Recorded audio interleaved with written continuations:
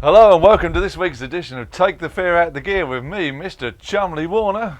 And me, Mr. Jason Bangers, looking slightly perplexed as we have exactly the same thing on the table as we did last week. Reason being, we was asked if we could sync these things via MIDI, and what we did is we synced it via clock because we couldn't do it properly by MIDI. However, today we have succeeded and achieved the goal, have we not, Mr. We Chumley have, Warner? yes. So today we show you the RD8 triggering the Crave via one MIDI cable.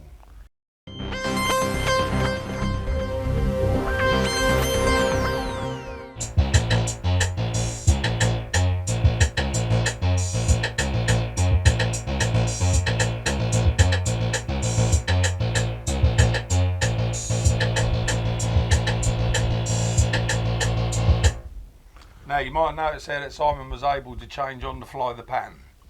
And we were changing the tempo on the RD8 as well. And just to let you know, this is running that. Explain away, Mr. Simon Chumley. Simplest way of doing it. The Crave is on MIDI channel 1, so all your dip switches are down.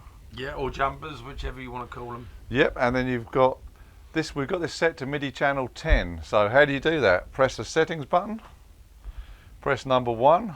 You can't see it, it's out of shot unfortunately, but you've all seen them before. Number 1 says MIDI above it. And then on the display it shows MIDI in, so we want MIDI out, so we'll press the tap hold button. We want MIDI out because that is going out into there.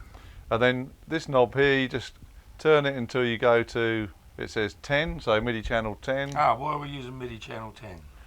Because we always did. In the 80s and 90s, the old drum machines, it was the rule, use MIDI channel 10 for drum machines. Yeah, it's like you always use the A12 to go to Chelmsford. Anyway. Exactly. And then when you've done that, press the settings button once, twice, 3 times later. and the RD8 is back into normal mode. Yeah. So there is a reason though, isn't there, why it's working so easily. you've got to download the synth tool for the Behringer Crave. So go on to Behringer's main website.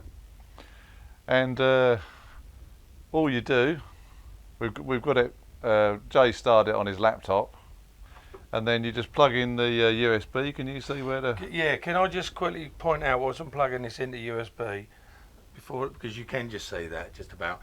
When you go on Behringer's page, there's so many options. Now you're looking for a piece of software to download.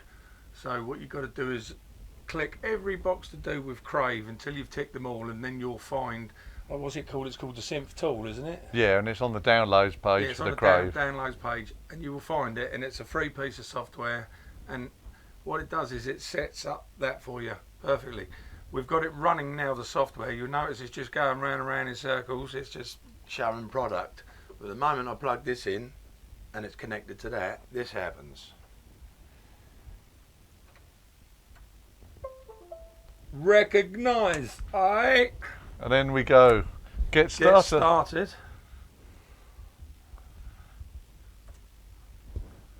And then we get the page up. And what we're interested in, Tubes, is it's on tab number 1. And all you do on somewhere down here, on the clock source tab, you just set it to MIDI DIN. Years ago in the 80s, before MIDI, it was called DIN Sync. And the old 808 had DIN Sync. To all sense, it's pretty much the same. But it was Sort of confusing because you look in the Behringer manual and it says DIN Sync. Yes, and this hasn't got DIN Sync, it's got MIDI. And what Behringer mean is the MIDI sockets here are DIN sockets. Yep. And you want to sync it via MIDI. So that's where that's why they've on it's more clearer on the app here because it says MIDI DIN. So it's using the MIDI. Are they 5-pin DIN? They are, yeah. 5-pin DIN. That's where you get your DIN from there. Okay. Exactly. Simple as that. So now, Si, explain what this is actually doing now. Because last week you had to push several buttons, didn't you, to get it into a working mode somehow. Exactly, but this is just so much easier because via USB it just tells the Crave what to do. And we've got MIDI out of here going into there. So once this is set to MIDI DIN, you literally just press the button.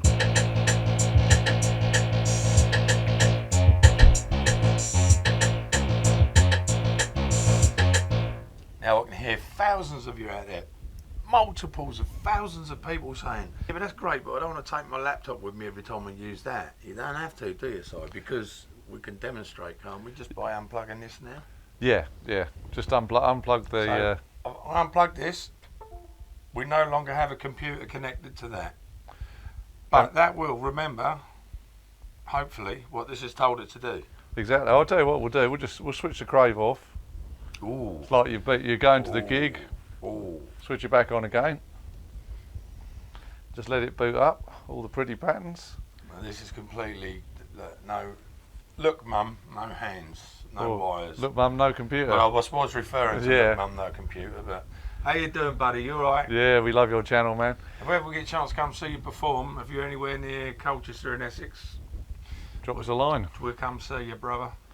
So here we go. So we turn that on and off, Yeah. and will it work? So I suppose you could unplug that as well, couldn't you? Let's try again now then. Brilliant. That is the quickest way to set it up using that program. It just does it for you. But then when you finish that project, what you want to do is then plug the USB back in on the Crave. Yes. Plug this back in. Yeah, Jason will plug it in on that side. Recognise. Get started. And then, because at the moment, say if you finished your project or finished your gig or whatever, and you just want to use the Crave on its own, at the moment, because it's syncing from the RD8, if you press play stop, nothing happens. Ah, so you've got no Crave. No, because it's on an external clock. Of course it is. So again, go over to the computer on the clock source tab, hit the tab, and then just put it back to internal, which Jay's doing right now. There we go, and instantly you can play your Crave again.